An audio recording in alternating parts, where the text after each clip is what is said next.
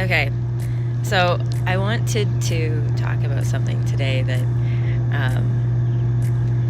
is specifically about perception. And here's an example of perception and how it can change everything, okay? Because a lot of times when we do judge things, we're judging it based on a fear of having to face something in ourselves that we're just not ready to face yet. And we need to be okay with that too and not judge ourselves for that. But in order to not judge others, we need greater understanding.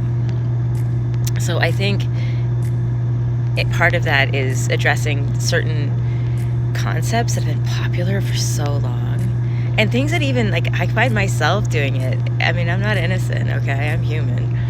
And I'll see somebody doing something or posing, and I'm not trying to be critical. It's just I can see all the different things that they're doing and not being honest with themselves about. And I kind of just want to, like, shake them and be like, do you not see that even though you're saying one thing, all your actions are telling your subconscious, your higher self, your actual higher conscious, not subconscious, a totally opposite message? Like, you're creating a conflict within yourself that's going to stress yourself out constantly. And I want to ask them and shake them and think, don't you get it? But no, I can't shake people. Not just because I'm usually smaller than most people, but because it would be wrong.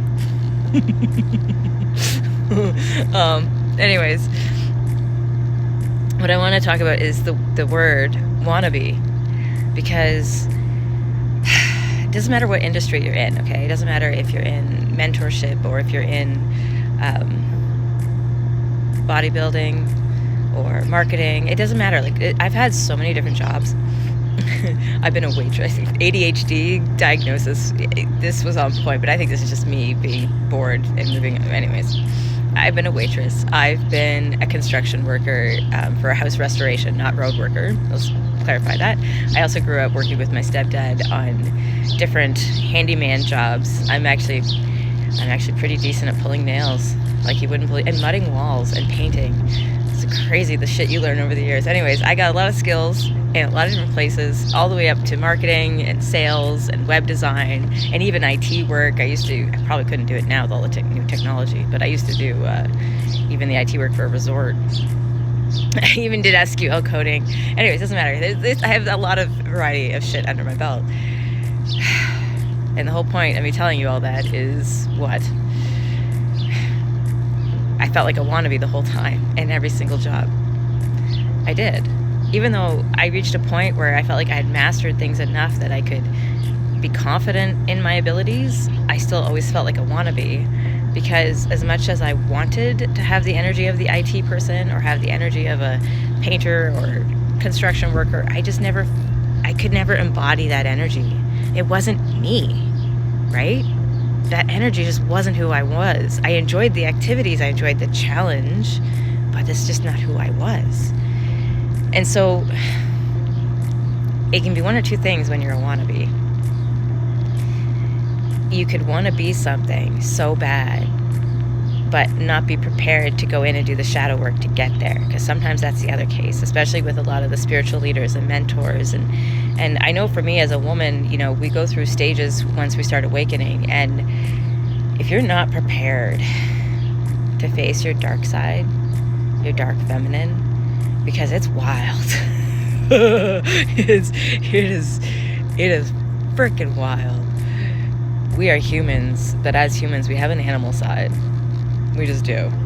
And it's not just all about sexuality. It's carnal in different ways. And especially after you've experienced motherhood, the violence that you start to feel you're capable of, if the situation was correct, like defending your children or defending yourself or your partner, it's wild, man. It is wild. But I enjoyed it thoroughly because it taught me so much about myself and so much I didn't know was in there. And I think that a lot of women want to be divine feminines right now, but they're really struggling with, what's the word, integrating their dark side, because they haven't let go possibly of good, bad. Like, I had to let go of all concepts when I started this journey. I had to let go of every single concept of what everything is, including what is love, including what is hate, What, right? Because these are all man-made concepts that actually change depending on geographical location, culture, and era, like what year you want to look back in history. So it's not like it's a finite rule or law that this means that means that. Things change over the centuries. They just do. So, but there's different energies, there's different feelings that you kind of can watch patterns for. And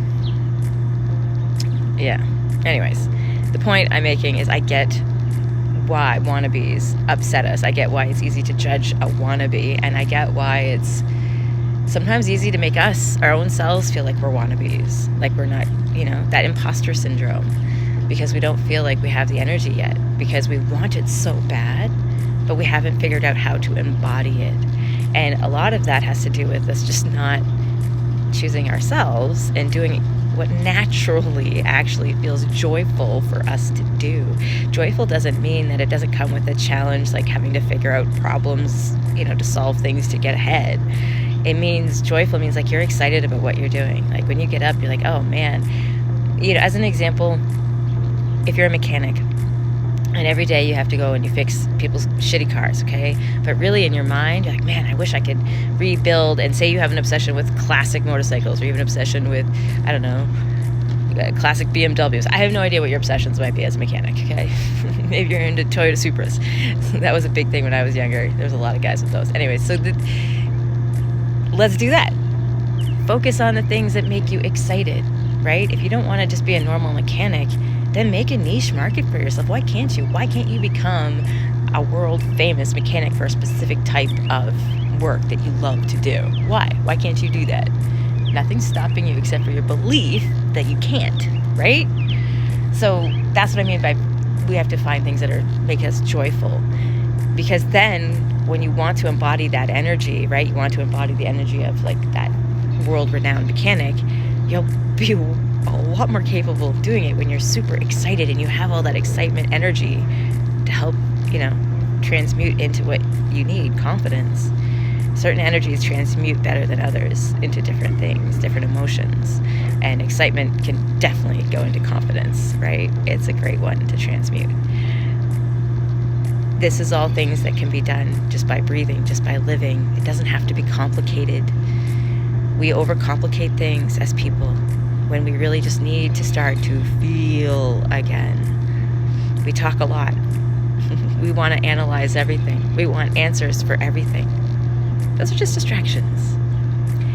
Feel the energy inside of you that you want to feel every day. You have to maybe spend time visualizing it to create the feeling. Just know that whatever you're visualizing, the details don't matter.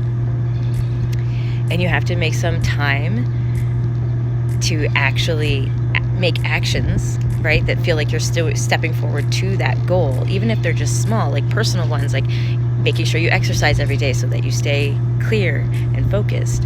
Or maybe it's something simple like you're learning a new language because if you get the job built the way you want or your career the way you want, you go on to have multiple languages.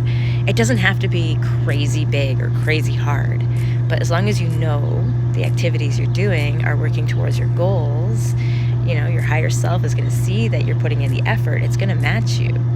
And it can make miracles happen. Like you could just bump into the exact person you need to help make your business explode at the coffee shop around the corner just by doing small things, simple things, uncomplicated things, being in that energy.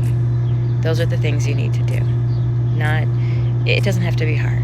It doesn't have to be hard. It actually should not be hard. It should feel like you're flowing. If it doesn't feel like you're flowing, then you're resisting yourself. Maybe you're doing something in a way that isn't natural for you, or maybe you're focusing on a fear and you don't know it, because you want to do this from a place of gratitude and love for it to work.